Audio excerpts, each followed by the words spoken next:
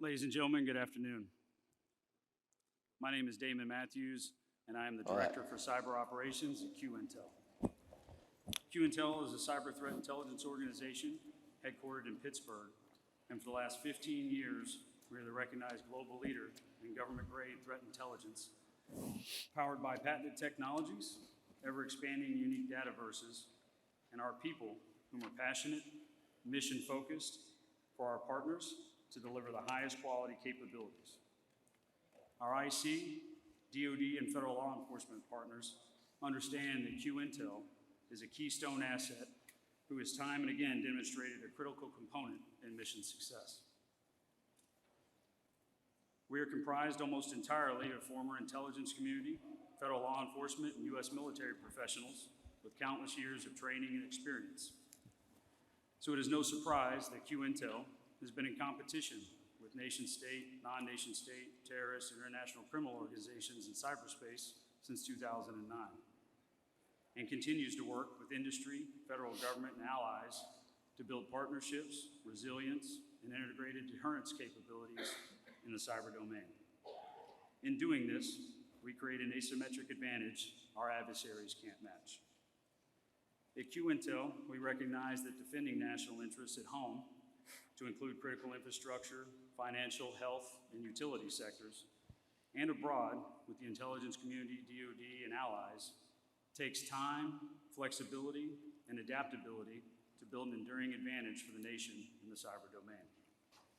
That is why it is vital that we in the private sector enable the warfighter via quality data and technologies to take action at the speed and scale relevant to the threats we face today and into the future. I ask everyone here, what is the only question that truly matters?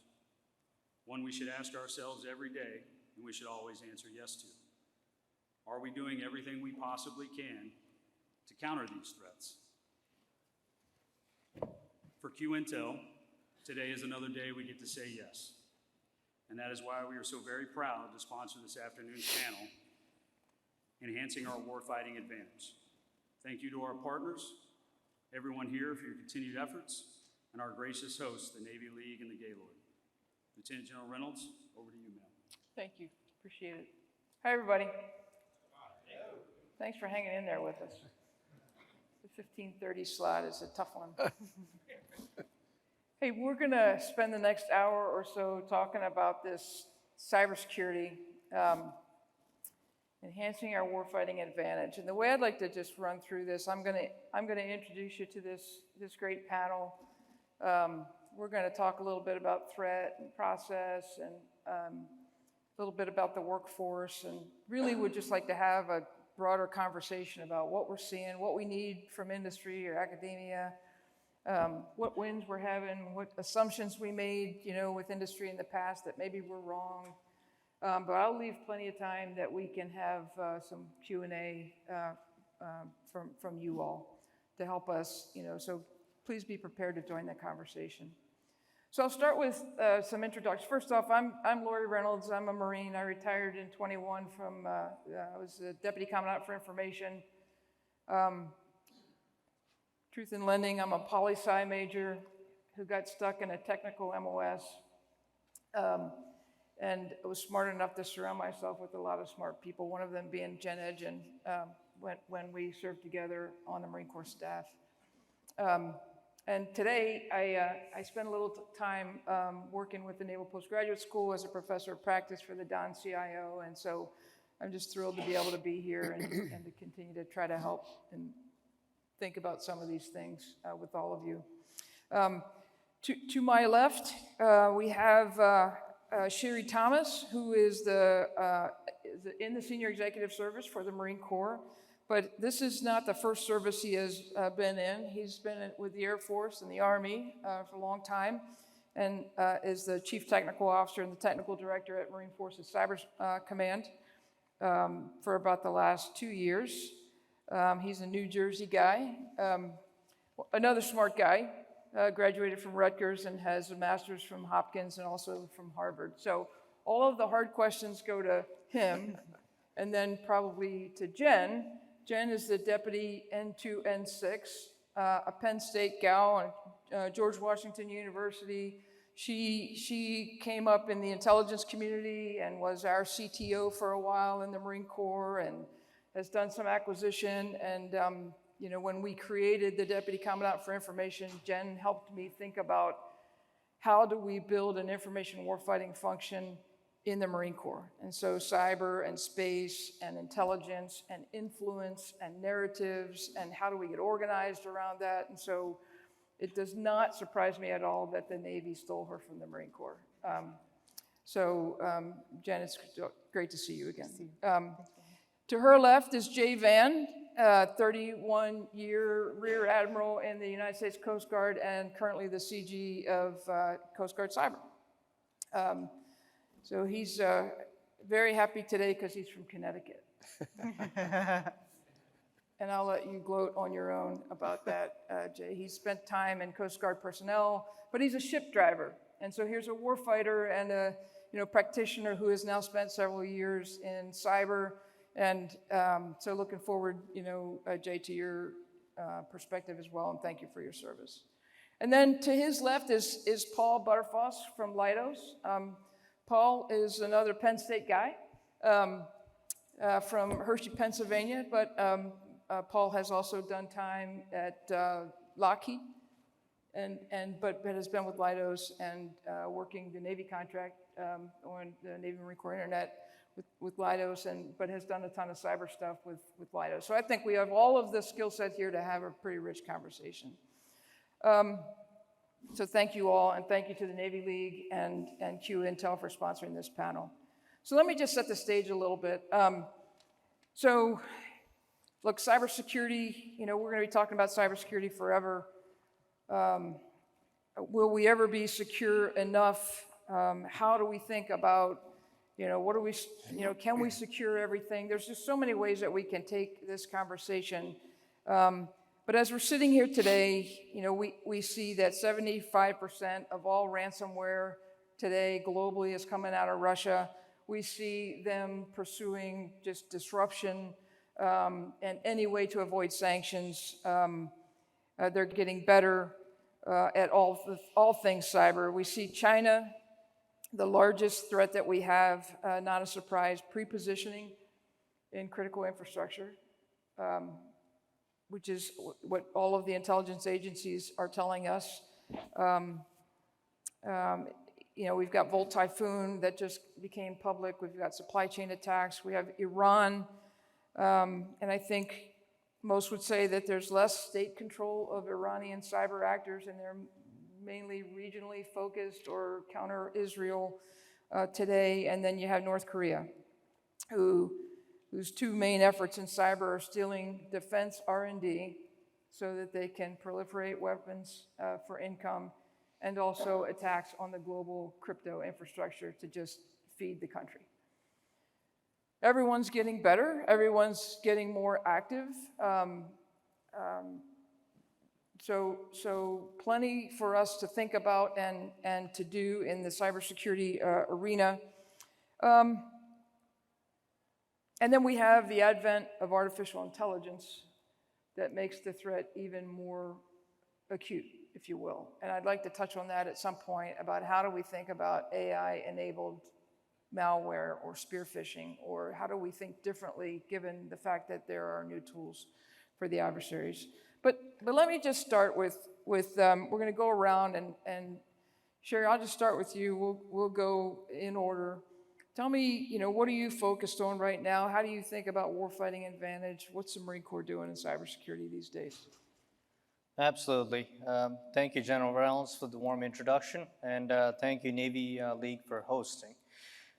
So what we're seeing is integrated deterrence from the cyber lens, because it touches all the geographic components, all the space layer, the ground, and everything undersea too.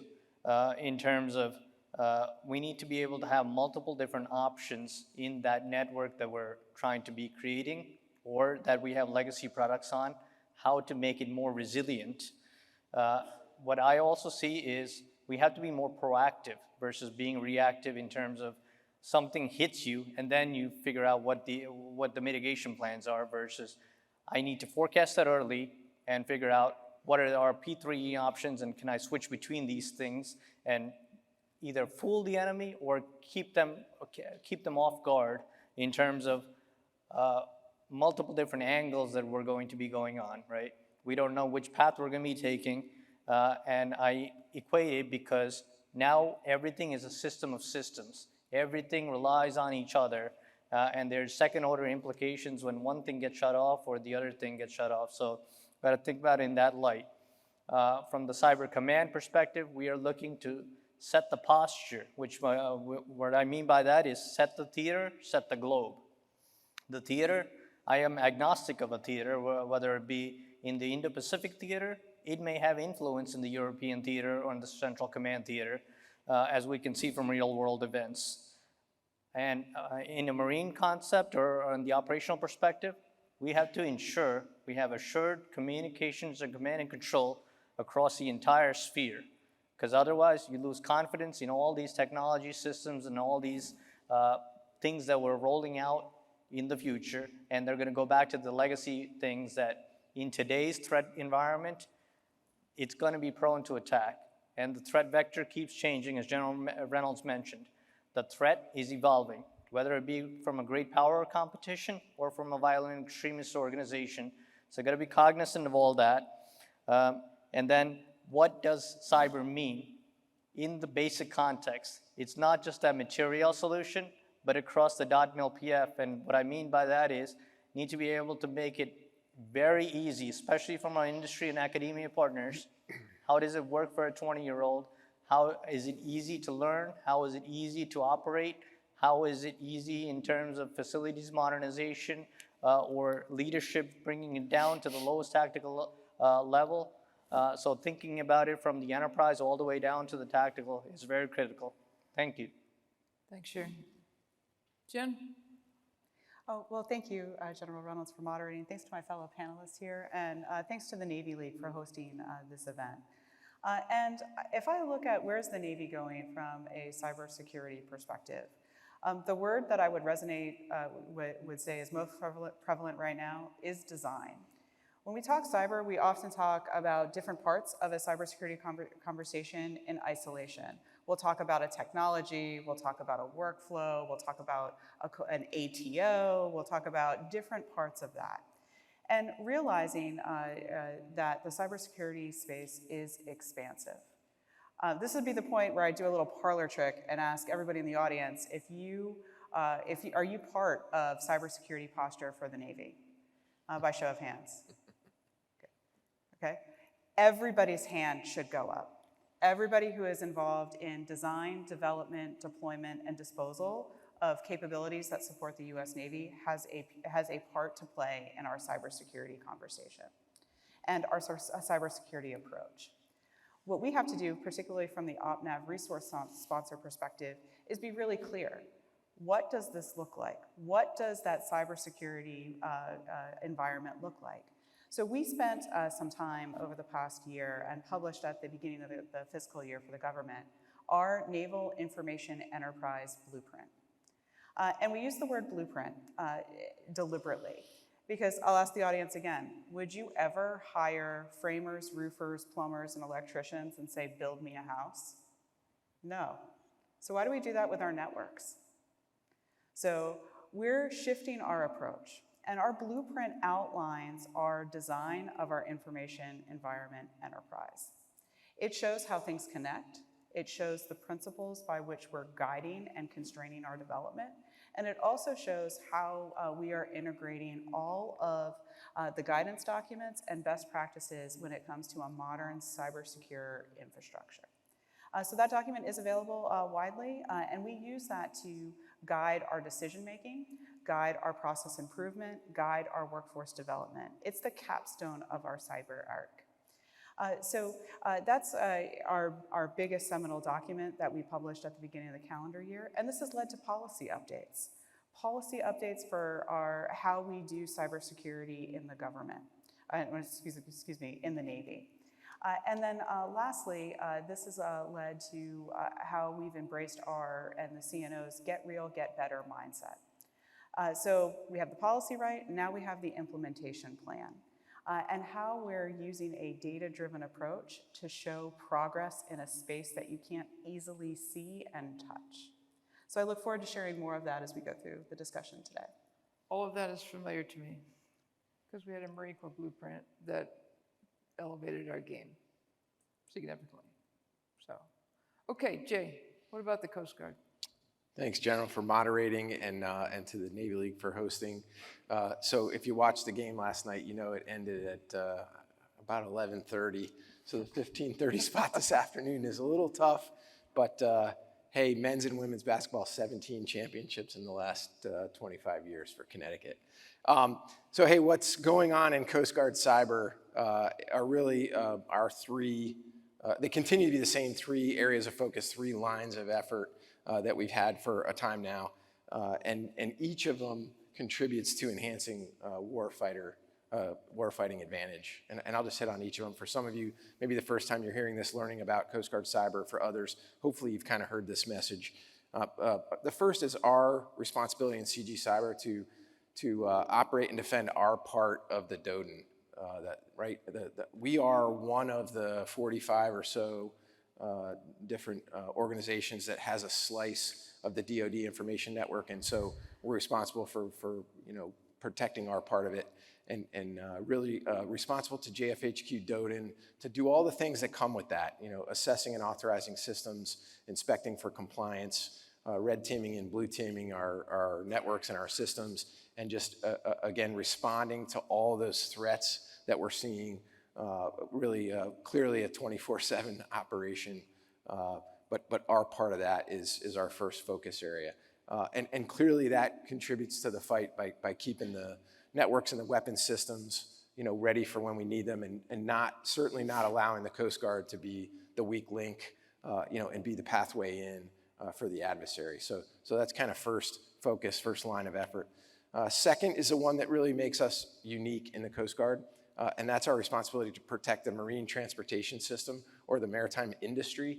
The statistic that I throw out that I think hopefully will resonate with everybody is that about 95% of all products that we import and export, everything we use, everything you see in this room travels at some point by water in and out of this country. And the Coast Guard has a responsibility in the physical domain and in cyberspace to protect that system.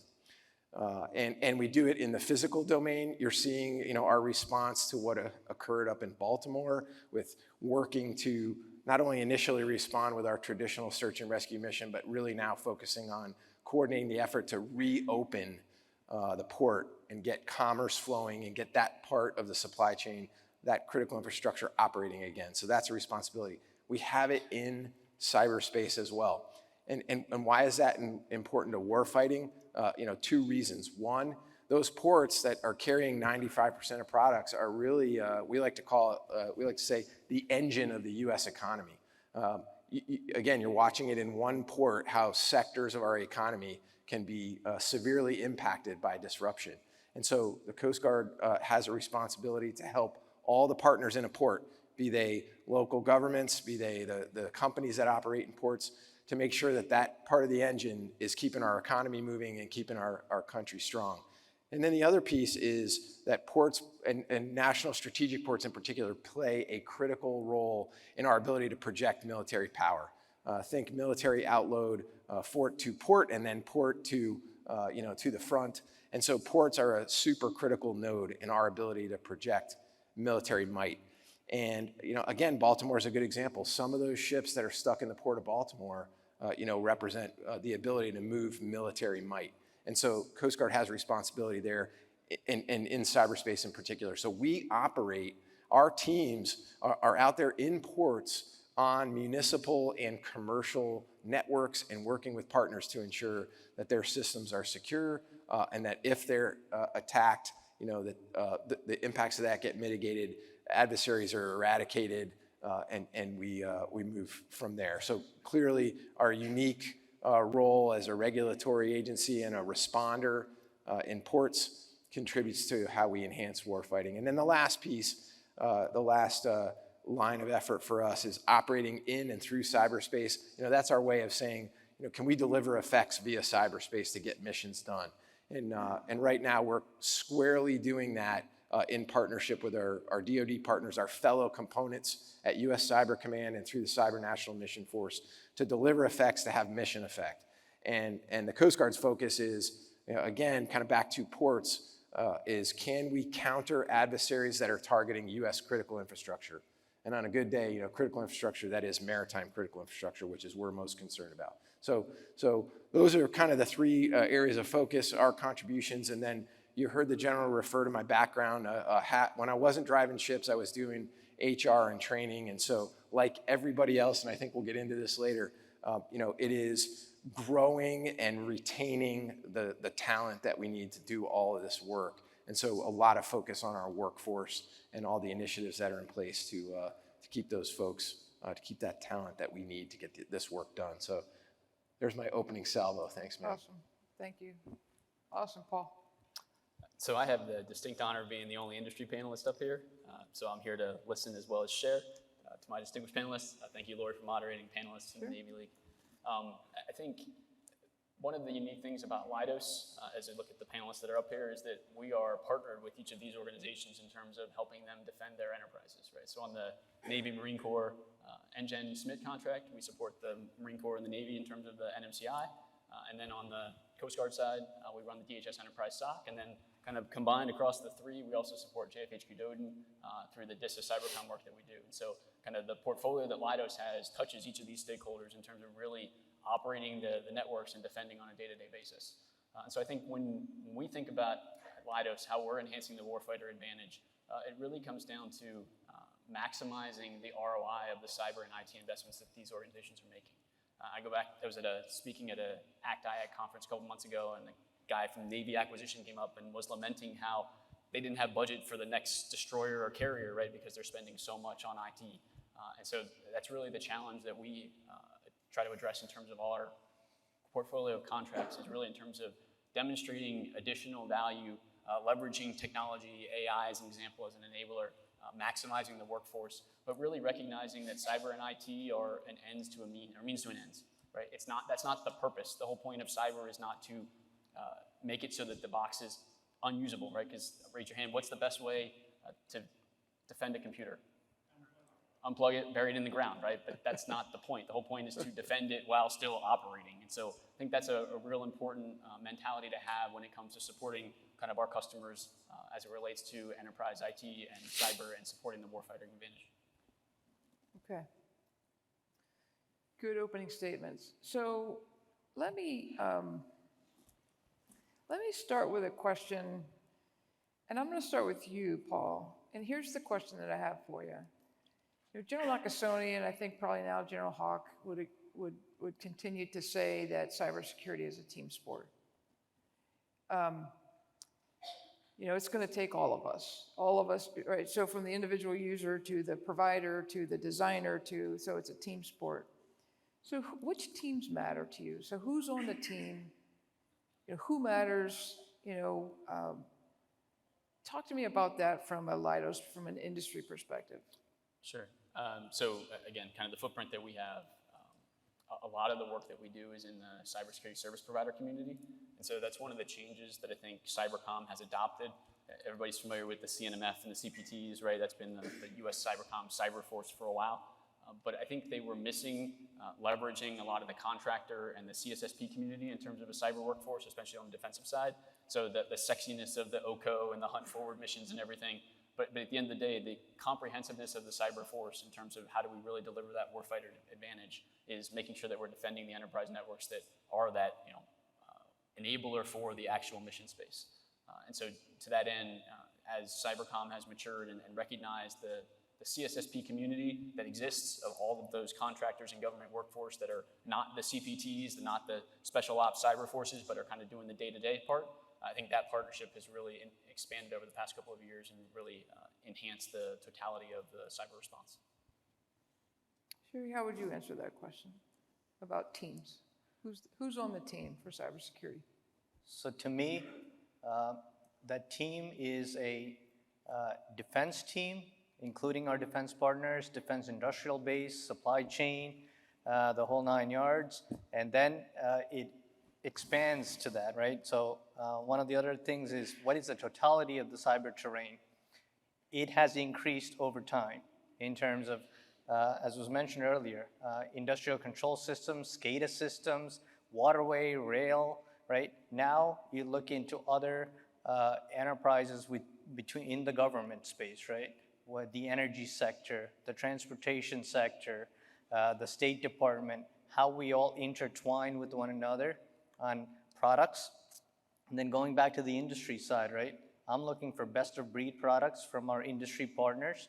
So how I do that is through open systems architecture, whether it be on the hardware side or on the software side, vendor agnostic products that can plug and play and replace or modify at the point of need. Because as General Hawk has mentioned, you need to be able to quickly adapt to the threat. And that's the key in the whole paradigm here. We look at multiple different areas, right? Now we look into the space layer. And then as Admiral Paparo has mentioned before too, from the Indo-PACOM lenses, we need to be able to put sensors from seabed all the way up to space, because you need to be able to figure out these abnormal activities and which other touch points there are. Now, I would also add the intel community piece of it too. The DIA, the NSA, the NGA, NRO, those key elements that are providing our threat picture and that the constantly evolving threat landscape need to be able to adapt to it from the industry and the academia side, and then provide a best of breed solution back to the whole of government community, if you will. Thank you. Let me pick on the intel thing for a minute. And so for the 3 services represented here, one of the ways that I think that we still needed to improve, at least out in the operational force when I retired, was intelligence support to cyberspace, out in the fleet, out in the MEFs, is that getting any better? Does our intelligence community understand the threat to mission coming from cyber? Jen, you want to take a shot? Sure, I'll take a shot at that, particularly since we wear a Director of Naval Intelligence hat in N2, N6. So what I've seen this conversation evolve in a very positive way. So communication on something like a threat vector and what to do about it requires multiple parties to come to the table. It's kind of, you can shout about, and the intelligence community can talk about threats all day long, but we also have to have commanders who know what to do with that information. And that is where the Navy has really made some great strides. And not just commanders, but at all levels. So when you asked about, who's on the team, everyone's on the team. What we've spent a lot of time doing is, what part does everyone play? So just as we saw in the championship game, I watched the women's game, the point guard doesn't try to be the center. They play together as a team. So we spend time when we're talking about a cyber security issue or a cyber mission issue, we talk about who are our stakeholders, who are our supported and supporting commanders, and we try to bring precision to that conversation. And that precision, that specificity is what rules the day and allows us to get after a problem solution fit, or if it's an intelligence, how are we going to respond with an acquisition approach or an operation? That specificity drives us to a discrete outcome. Jay, what would you say? You're a ship driver. What do you think?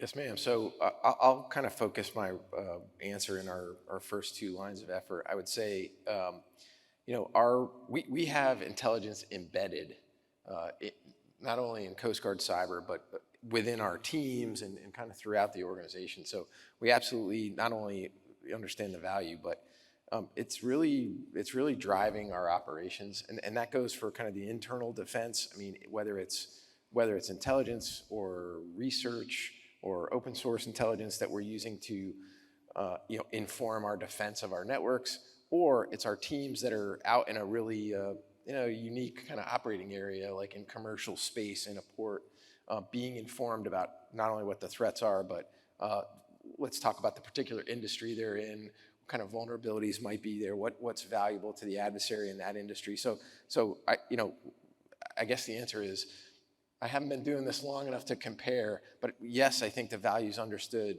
And then I guess what I would add is that when we're out there in that environment that we focus on in our second line of effort, it's our ability to share information with industry. And it kind of goes both ways. It is, can we inform those critical infrastructure operators about what we know about the threat, about what we know about how they can harden against the potential threats, or what can we learn when we're on a network that is a U.S. company with U.S.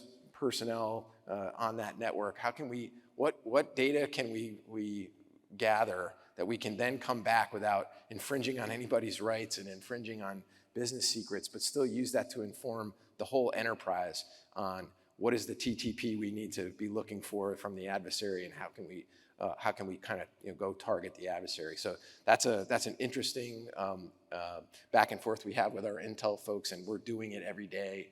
Absolutely see the value. It's driving our operations, not just the sexy operations that the teams are performing kind of out there in the environment, but that cybersecurity service provider function to protect our own networks.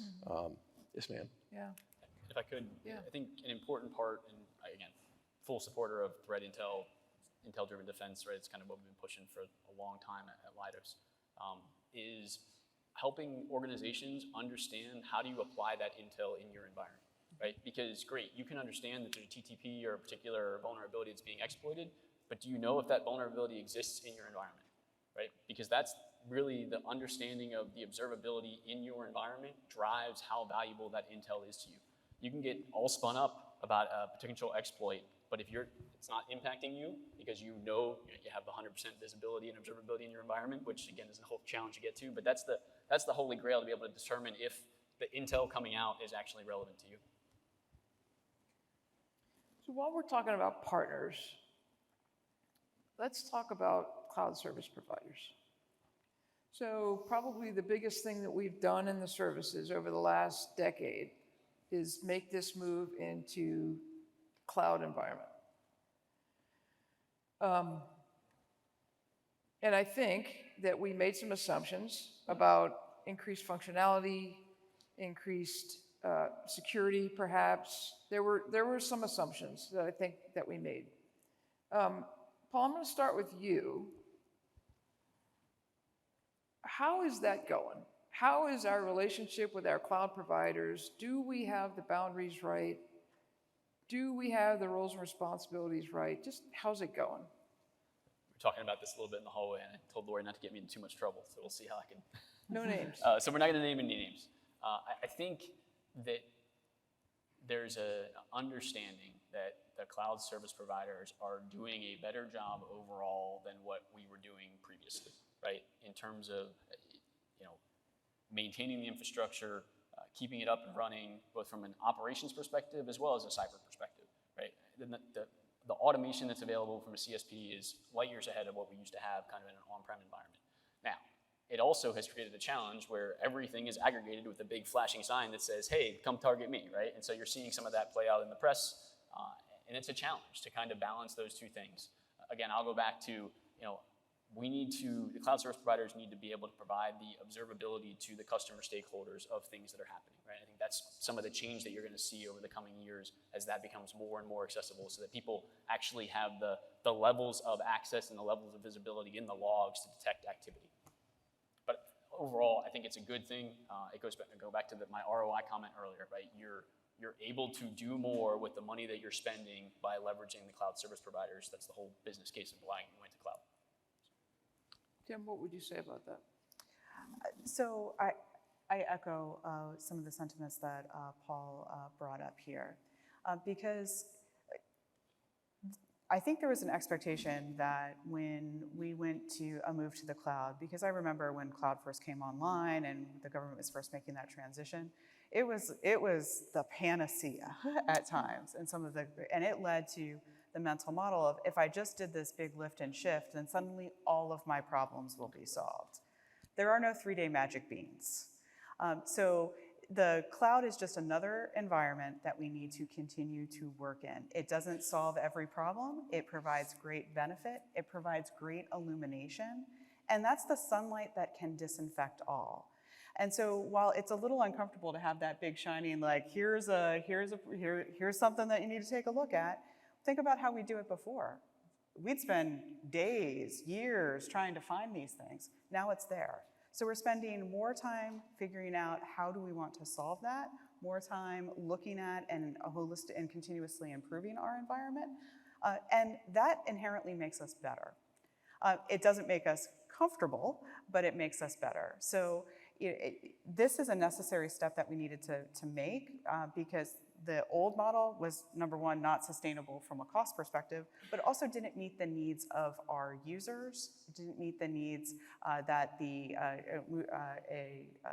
competition and conflict with a near-peer adversary would lead us down. So sure, we could have sat in the dark and thought everything was fine. Now we know how fine we are, where we need to make improvements, and it opens up a new dimension of how we can operate in the information environment.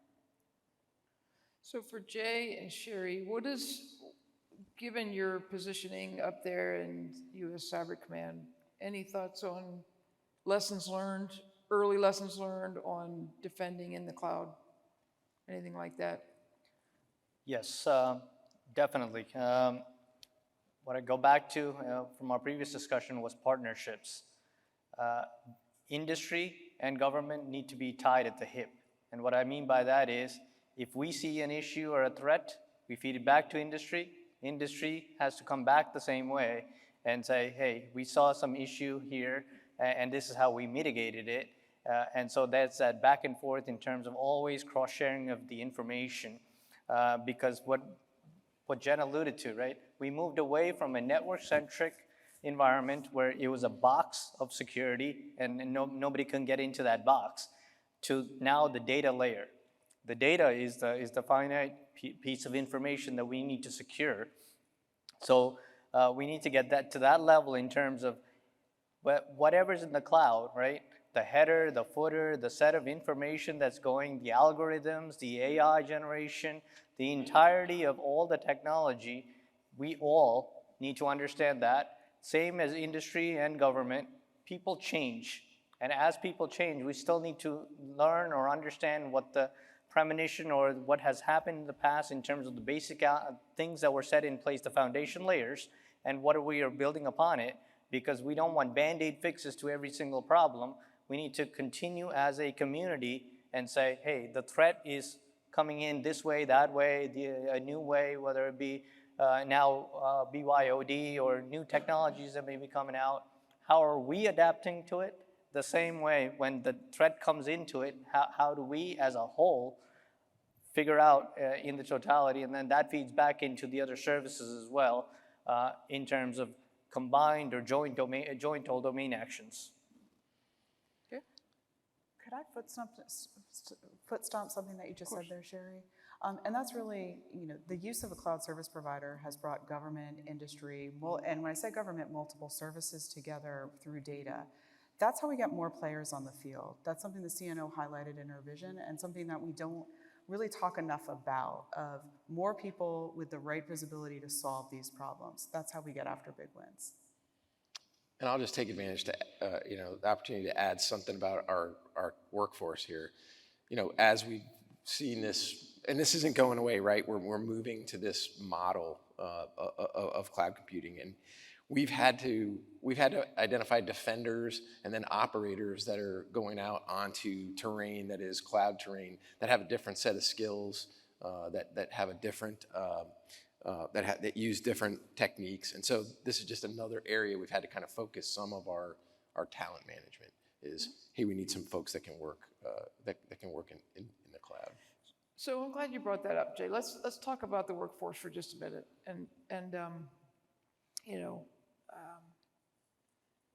Retaining cyber talent, no matter where you sit, is a challenge. And it's almost just, it's one of those things I think we're going to have to constantly be monitoring this issue. How's the Coast Guard doing? So constant monitoring is absolutely something we're doing, but it's constant activity. It's constant initiatives.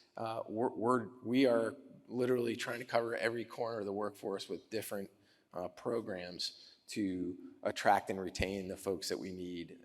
You know, we just in the past year, and maybe compared to my fellow services, we're a little bit new to the game when it comes to our cyber mission forces and some of the work roles in cybersecurity, the way that we have them oriented. So we have given our enlisted workforce an opportunity now to make a career out of working in this field by creating an enlisted rating.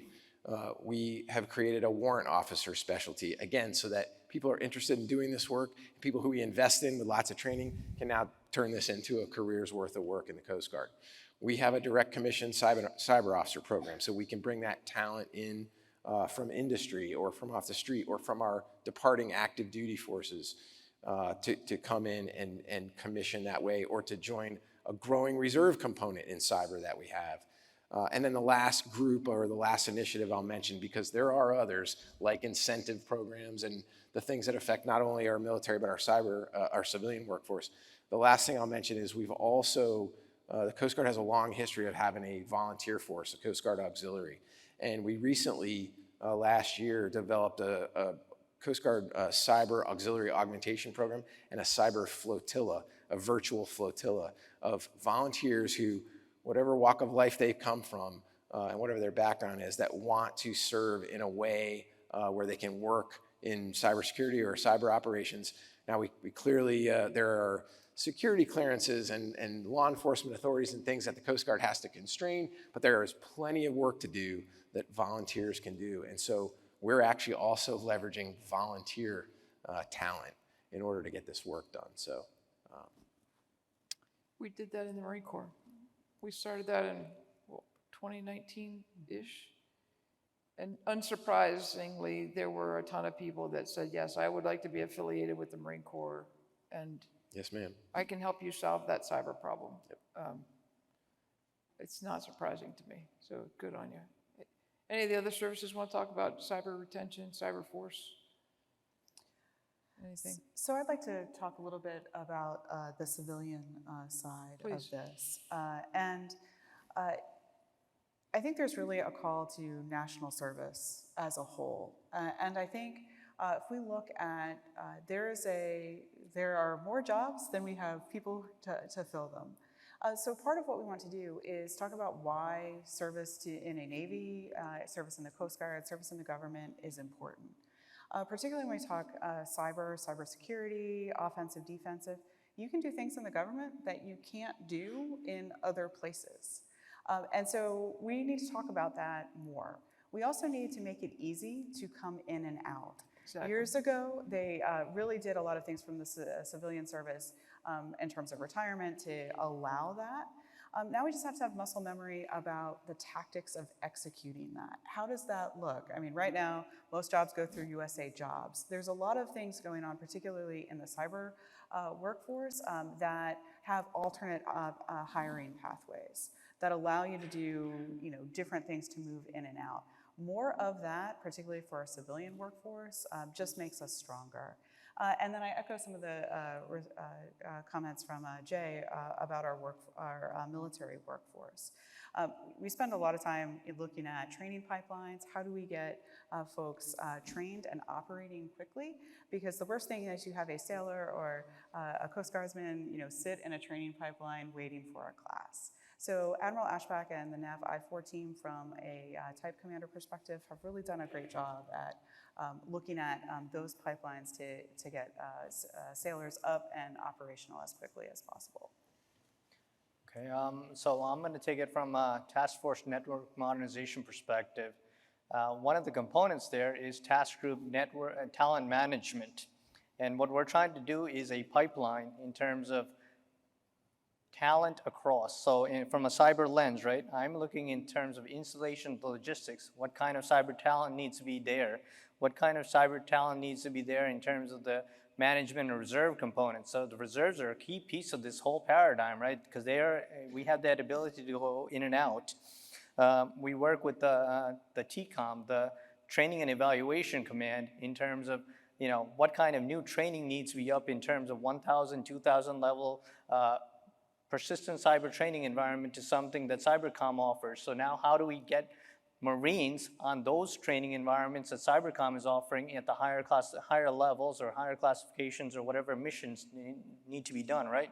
Whatever packages need to be employed, at what skill sets, what levels, and then now you look at the POR systems, the programs of record, with the Marine Corps Systems Command, what in terms of those individual elements, and then how does it feed into the totality of all of the different Marine Corps mission areas, mission sets that are happening.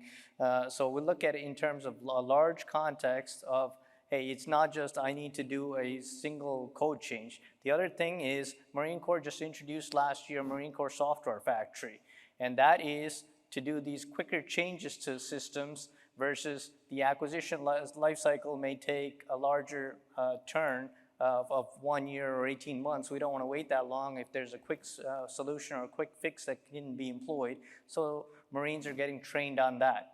And then they work with the civilian community in terms of best of breed solutions. So the same as technology, right?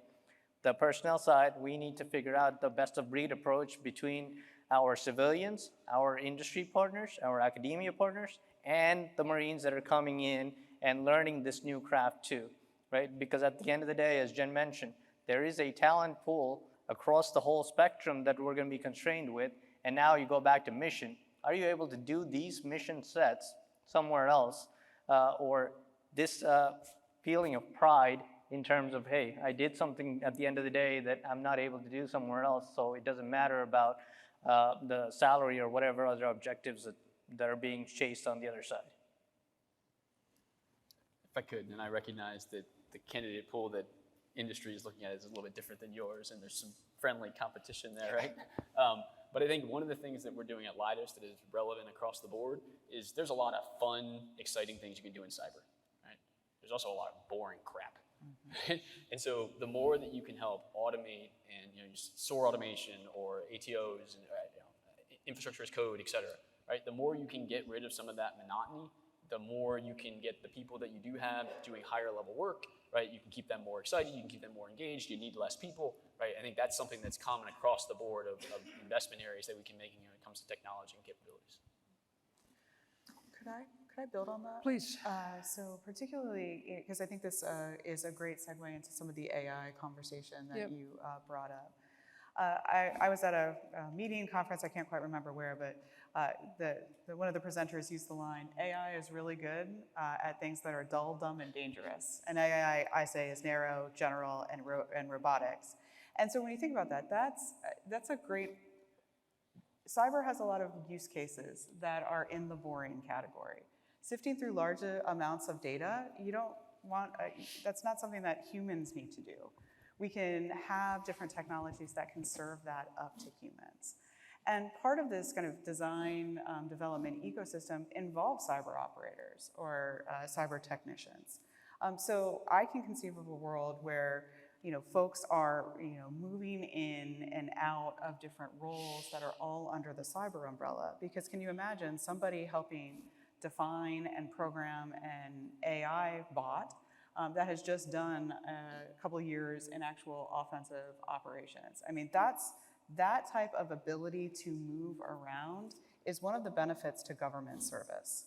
I mean, I can speak to that of my own career. I've had opportunities that I never would have had I not worked in the government. And that's something that we can do to really highlight the value proposition. Government, you're probably never going to get rich, but we can give you lots of different opportunities for a really exciting and fulfilling career. Okay, folks, if you have any questions, please let me know what they are. I'm going to ask one more question, so if you have them, come on, line up. But before I retired, Jen, you'll remember I was trying to change the culture in the Marine Corps around cyber and cybersecurity, and it was larger than just my problem as a deputy commandant for my information. Like every commander needs to be concerned about this, and so this whole idea of telling a story, and I'd say that the Marine Corps is in its cyber moment, right? So what did I mean by that? or it's in its Bella Wood moment, right? So what does that mean? So in 1908, when the Marine Corps chose the Springfield rifle and decided that it was really essential that all Marines learn how to use this Springfield rifle, we wanted to be marksmen. Like, so this whole, as Marines, our ethos is every Marine a rifleman, right? So 1908, we picked this rifle, we all get proficient. You go to recruit training, you must be proficient with the rifle, every Marine a marksman. So what happens in 1912, Bella Wood, the Marines are able to hit at beyond 500 yards with the Springfield rifle what the Germans couldn't even see. So our Bella Wood moment in cyber is now. So what do we tell Marines and guardsmen and sailors about the culture of, the biggest threat to our networks is the individual user. So how do we think about training and talking and getting everybody involved in this? How do we train against spear phishing in the age of AI-enabled malware? And so how do you think about that? How do we come up with something just fundamentally different to breed this into, our folks? We got to get excited about this because we are the weakest link. So Thoughts? So this really goes to, really understanding the sailors, the civilians that you have on your team. Let me start by how we shouldn't do it. We shouldn't have an annual web-based training that you have to take every year. And it really goes to, how the continuous dialogue. And it's not just a cyber dialogue from a vulnerability conversation, it's an operations in the information environment dialogue. So sharing at the unit level, hey, here is a use case. Here is how a bad actor targeted and disrupted, whether it was an election or disrupted a power grid. That makes it really real. Also, wargaming. Wargaming and bringing this in, we tend to talk about system on system. We have lots of war games that do things. Adding in the dimension of an individual sailor. What happens when you are in MCON and somebody turns on something they shouldn't? What does that really look like? Wargaming modeling simulation takes that ethereal, oh, that'll never happen, or oh, it was just for 3 seconds, it wasn't a big thing. It really makes it real and changes the dialogue. Nothing replaces that individual kind of human touch. So a chief to a junior sailor, a wardroom discussion on this topic. That really changes and normalizes the dialogue. Sharing, hey, I clicked on the wrong link. Those things don't make you feel good, but they're excellent learning opportunities because you only have to do it once as part of an exercise to start to question, hey, let me verify that this is real. Before I do something here. Raising that consciousness is how we elevate the discussion. That's how we create that culture of continuous learning. And we see that happening in the Navy. We see that happening across the government. And that's how we do this. And that's really the proactive approach to cybersecurity. For years, it's been kind of a reactive approach. There's been a big shift over the past 3 to 5 years to move into that proactive stance. And that includes discussions with our users. Okay, show of hands. How many people have a smartphone here? Okay. How many people have read the manual of that smartphone? Very few. Okay. How many people have their smartphone in lockdown mode? So what I'm coming to is everybody understands how it works. Everybody knows what to do with it. And the next question on that, similar to there, is how many people have looked at, hey, well, whatever iOS or Android or whatever smartphone it is, the update on that, you trust it, right? The second digit or the third digit or whatever is happening, yeah, it's doing a security update or it's doing some kind of GUI update or something like that, and then we skim through the whole, ELA or the lawyer language and say, yes, good, I want to use it. It has to be easy to understand, right? Everybody needs to be aware of what's happening with the environment that we're going on, right? Across the entirety of zero trust, if you will, right? If you're a user, you need to be able to understand what device you're getting into or what kind of threat vectors there are, right? It has to be ingrained in somebody, right? It's like driving your car. We did our manual back in the day, but we still know how to drive it, and it's continual practice. We need to be able to continually do that same thing on the cyber lens, whatever device you pick up, whatever new operating system, it's just commonplace. Hey, I can log onto it at night with a face reader or biometric or whatever it is. You can do the same thing in the morning, and now it's just commonplace. Now we need to get to that same level in terms of whether it be a Marine, a Navy sailor, a Army soldier, or a Coast Guardsman, right? We all need to know how to use it. Guardsman too, right? A Guardian, forget about. But the totality, now we all need to be able to exchange that information at the speed that makes it relevant, right? We can't always be going back to, hey, industry or commercial technology. Before I came into one of these services, I was doing it much faster, or when I put off my uniform, I can do it much faster, but why can't I do it here, right?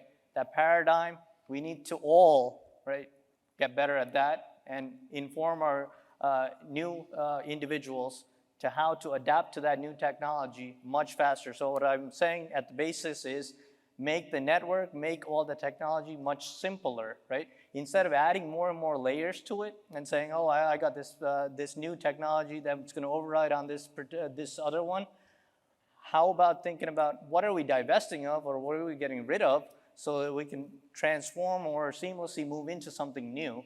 And that would provide added value to the entirety of the paradigm, because now training gets reduced, the burden on the operator gets reduced, the burden on the entirety of, hey, new Marines or new individuals that are coming into the military gets reduced, and it's easier for the industry to adapt to that too, right?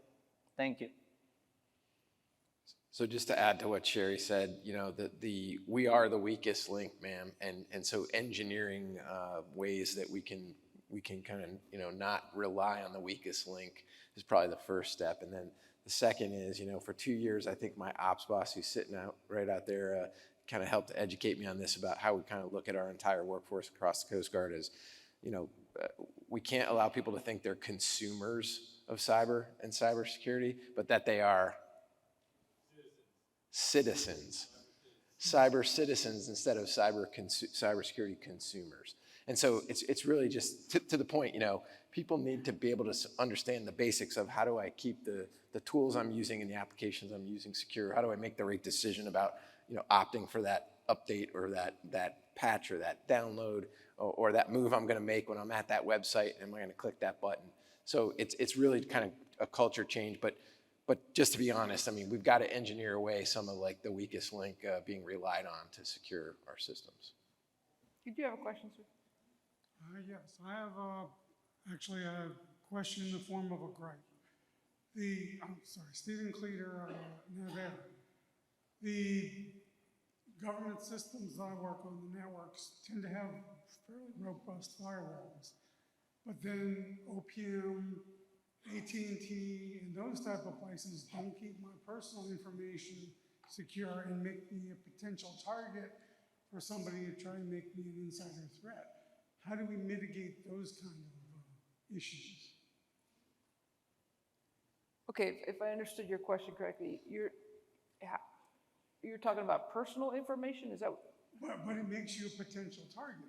Yeah. Once somebody has your information, they have a way to get to you to try to make you turn into a threat vector. Sure. So how do we mitigate not being able to keep our own information secure due to outside interests?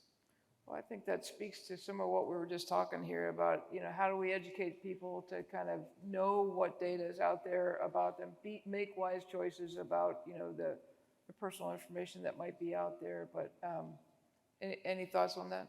Well, I'll be a flippant response. I've gotten letters from my former employer, two former academic institutions, a hospital, right, that my personal information's been stolen, and their solution to it is credit monitoring, right? So that's the answer.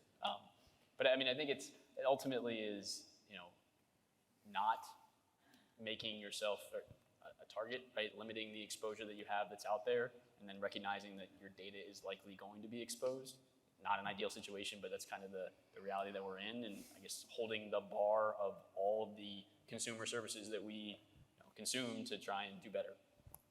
That's my response, is not being interesting enough to be a potential target, and basically ignore people I don't know, send me messages. The one response I would just offer on this, and even in the, Change Healthcare, the most recent hack is, a lot of that data wasn't encrypted, right? And so do the basics well, right? Do the basics well. Encrypt your data at rest. We got to figure out what are those basics and how do we just do those well. Nothing sexy, do the basics well. But go ahead, sir. So that Springfield rifle.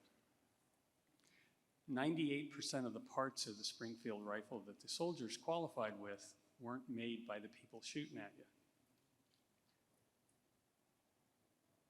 In the cyber world, the people who make the parts that your systems depend on are made by the people who are shooting at you. Yeah. Yeah, I get it. And there are parts that we can't talk about here, right, that are made well, and none of the CIOs know about them. Few of them do. There are 5,000-yard rifles, but there's a lot of interest in doing things the same way. Patch and pray. How do we get beyond patch and pray? Do you know what I mean by that? Listen, I mean, we could talk supply chain all day long. That's a whole, obviously, there has been a concerted strategy that we are just now waking up to. And so how do you unpack that, and how do you expose that strategy for what it is, and then start taking a beat at it? But first off, I think it's understanding where those pieces and parts are coming from so that we can make wiser decisions and actually mitigate those risks. And I don't, if any of the services want to talk about supply chain. So we are a global economy. And I think with what we've learned over multiple years is that we need to take a hard look about who's supplying what. How does it fit into our greater ecosystem? Is this the right way to source some of our products? And that's a conscious decision. We also have to have this assumption that if we build higher and bigger and thicker walls, everything will be fine. I mean, that's old think. Cyber. That's old think. So how do we design, how do we build a information ecosystem that we need that takes into account these very real facts of life? How do we have that pre-mortem conversation of what could go wrong before something's even hit the production line, so that we're building in that resiliency, that redundancy? And this is a conscious thought. This takes work. This takes it takes our traditional approaches and elevates them a bit more. That's what we see coming out of the Naval Service, particularly with some of our cyber ready discussions. I mean, we've heard the quote here this week of software is never done. Yes, cyber's never done. So we have to have that continuous feedback loop that's taking into account all of the knowledge gained from intelligence efforts, all of that assessment of threats, and then the very real lineage of where our different components came from with those user needs. That's a loop. When we talk about agile development, that's a mechanism to achieve that loop. So this is the conscious and deliberate thought that we have to take moving forward. And folks, we're gonna have to leave it there. I think we started, and Jen said something about design, and I guess I would just offer that we are on a journey here with, and listen, I remember probably less than 5 years ago, you know, we were still buying Lenovo computers and stuff like that. And so are we better than we were yesterday? Sure we are. Are we as good as we need to be? Nope. You know, and so, you know, maybe there are some other partners out there where, you know, if we are secure by design and we stay that way, we begin to work our way out of this, you know. But at least knowing, right, to your point, at least knowing in these places where we're vulnerable, in places that we didn't even think to look before, we can begin to kind of, you know, put some guardrails around those areas. So, folks, thanks very much for your attention. Thank you to the panel. Thanks you again to Q and Q. I appreciate it.